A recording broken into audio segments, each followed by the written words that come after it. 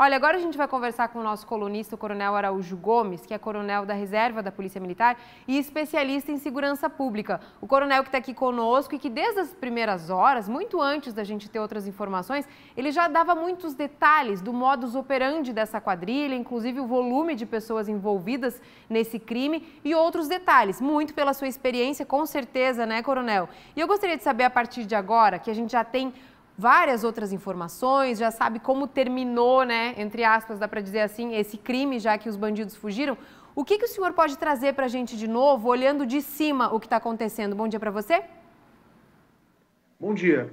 Em primeiro lugar, é muito bacana que estejam dando destaque a esse caso, porque ele realmente é um caso bastante importante. A sensação de segurança, a questão do medo do crime é muito influenciada pelos pequenos crimes do dia a dia, mas é extremamente impactada pelos grandes crimes de repercussão, como foi esse caso, né? Esse tipo de modalidade criminosa, ela tem sido mais frequente na região norte e centro-oeste do estado, um pouquinho na região sudeste, São Paulo, e recebe o nome de Novo Cangaço, uma alusão aos bandos criminosos que percorriam os sertões do Nordeste e que faziam justamente isso, atacavam cidades e saqueavam a cidade, ou praticavam crimes nas cidades que eram praticamente tomadas por bandos em grande número e fortemente armados. A ação dessa quadrilha tem essas características de Novo Cangaço.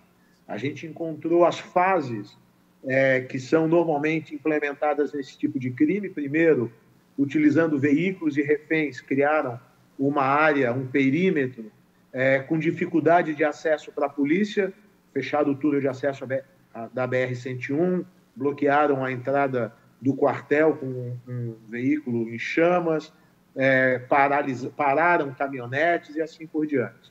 Um segundo grupo ocupa a posição de contenção para, utilizando o armamento pesado, garantir que os policiais não cheguem perto do alvo que está sendo roubado e também para manterem contidos a população afastada, enquanto o grupo de assalto propriamente dito faz o roubo. Concluída a ação, fogem. Normalmente, os veículos que foram mais expostos são queimados e os demais são abandonados. E assim, o grupo, com um plano de fuga pré-estabelecido, some no terreno, desafiando as forças policiais nessa repressão imediata. O que esse crime trouxe a mais, que chama a atenção, são três aspectos que são não únicos, mas são relevantes. Primeiro, a quantidade de veículos e pessoas envolvidas. Mais de 30 pessoas, segundo depoimentos dos policiais que estão no local, em torno de 10 veículos, muitos já foram localizados. Segundo lugar, a utilização do armamento em calibres pesadíssimos. Então, além dos fuzis, que por si só já são pesados, nos calibres 7,62, quem serviu o Exército deve lembrar, é o calibre do FAL, o fuzil que o Exército usa, e do 5,56, que é o calibre do Exército americano, nós tivemos provavelmente o emprego de uma arma .50.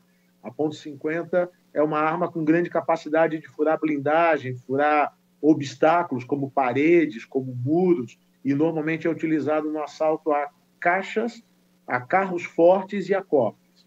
E, por último, a quantidade de explosivos que foi deixado para trás e o que é mais desafiador e preocupante, não simplesmente abandonados, mas deixados como artefatos para eventualmente explodir. Então, é um risco enorme para a região, que desafiou as equipes do BOP que foram lá fazer a neutralização desses artefatos. Com certeza. Coronel, alguns pontos que o senhor mencionou e outros que também a polícia colocou a par, né, a população, pela coletiva de imprensa, chamam muito a atenção. Como você bem disse, coronel, o que chama a atenção, além de ser muito parecido com esse modus operandi desse tipo de quadrilha, é o tamanho da operação que a quadrilha fez para conquistar o alvo e que saíram com sucesso, pelo menos nesse primeiro momento, né, conseguiram desaparecer no terreno, como o senhor disse. Outra coisa que chama muito a atenção da população, da imprensa e também diante dos holofotes que se voltaram para Criciúma, foi esse dinheiro espalhado, se isso teria um tom de espetáculo ou se foi acidental, já que o volume era muito grande desse dinheiro espalhado. E também a maneira agressiva como eles agiram, inclusive como a gente mostrou agora há pouco, um morador, né, um motorista que foi atingido por um tiro de armamento pesado, que poderia ter sido ferido ou até mesmo morto nessa ação. Isso também traz alguma informação a mais para a polícia a partir de agora na investigação? Com certeza, né? A mobilização que Santa Catarina está vendo é elogiável, né? O governador se envolveu, o chefe das 3 forças de segurança estão no local envolvidos, Polícia Militar, Polícia Civil, Instituto Geral de Perícia, para dar a melhor resposta em conjunto com o município. O que chama a atenção na violência e na estrutura? Um crime desse, ele requer um planejamento bastante detalhado e realizado com alguma antecedência, porque ele é um tiro importante, ele é uma tacada importante para uma quadrilha desse tamanho. Montar um crime desse, montar uma ação criminosa como essa, tem um custo altíssimo. Os veículos, as armas, o pagamento das forças de operações que foram utilizadas, tanto na logística, que nem apareceu no local, como dos criminosos envolvidos, fazendo com que ela não possa, aos olhos do criminoso, ser mal sucedida. Por isso mesmo, utilizam equipes grandes, armamento pesado, práticas para disseminar o medo e, por que não dizer, o terror, para desestimular qualquer reação da população e até mesmo obstruir a ação das forças policiais. O que a gente precisa entender, e é interessante observar, é que é preciso subir um pouco o olhar e não enxergar só a batalha, mas enxergar a guerra como um todo.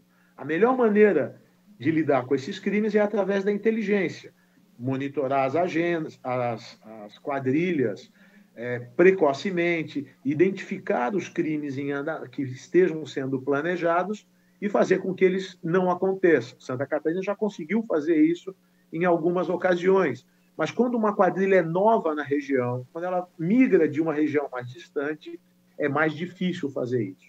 O segundo momento é o momento do crime em si, a pronta resposta. Isso que o criciumense viu, que é a cidade amanhecer cheia de policiais. Agora começa uma nova fase. Por mais ou menos 72 horas, um pouco mais, um pouco menos, se busca ainda pegar criminosos na região. Não há como dizer que eles já desapareceram ou que eles já fugiram.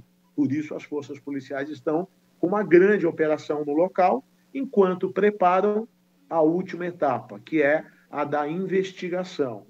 Perícia, Polícia Civil, com a ajuda da inteligência da Polícia Militar, começam agora a reconstruir o quebra-cabeça, para saber quem fez isso, de onde veio, de quem eram as armas e que elementos se pode levantar para obter a localização e a prisão deles, mesmo que leve algum tempo. Lembrando que na tradição catarinense, essas quadrilhas não duram muito tempo.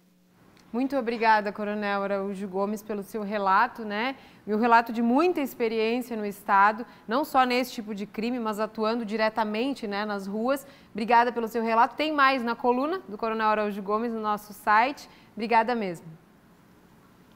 Eu é que agradeço, né? Fico à disposição.